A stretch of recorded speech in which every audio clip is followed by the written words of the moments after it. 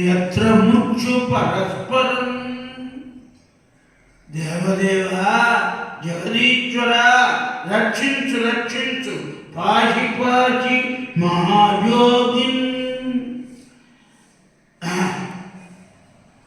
రక్షించవయ్యా రక్షించు.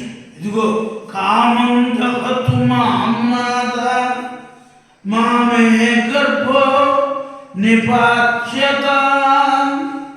ఒక మంటలని చిమ్ముతోంది ఎనప బాణం.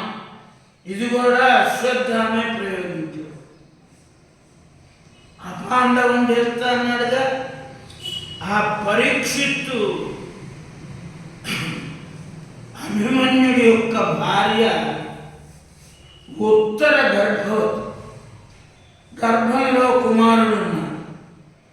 అది తెలుసుకున్నాడు అశ్వత్థ. బాణ ప్రయోగం చేసి ఇనప బాణం అది ఎవరి వైపు వస్తుంది? సరాసర ఉత్తర వైపు జ్వాలలతో వచ్చేస్తుంది, దహించి వేస్తుంది. కానీ పాపం ఉత్తరంటోంది కామం దహతుమా.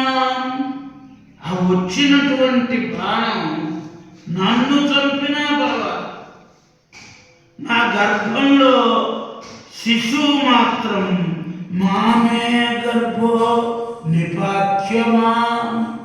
నా గర్భంలో శిశువు మాత్రం మరణించు. నేను చచ్చినా పర్వాలేదు, నా గర్భంలో ఉన్న బిడ్డ మాత్రం సావరాదు. నువ్వేం చెప్తావు? ఎంతమంది పెద్దవాళ్ళు ఉన్నారంటే అక్కడ.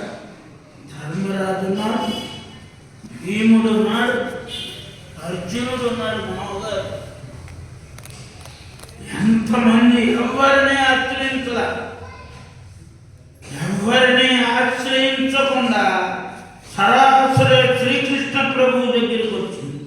వచ్చి శరణం వన్యం వేమియం లేదు, నీ పద పద్మంబులేదాని ఒండెరుగా ఈ బాణాగ్ని వారింపవే. ఏమయ్యా కృష్ణ పరమాత్మ, ఇంక నీకంటే శరణ్యం లేదు. ఈ బాణాగ్నిని వారింపవే, వారించవయ్యా. నేను పోయినా పర్వాలేదు, నా గర్భస్థ శిశువు పోయి. అంటే కృష్ణ పరమాత్మ గ్రహించాడు, ఒక్కసారి చూశాడు. ఓహోహో, ఇది అశ్వత్థామ చేసిన పని.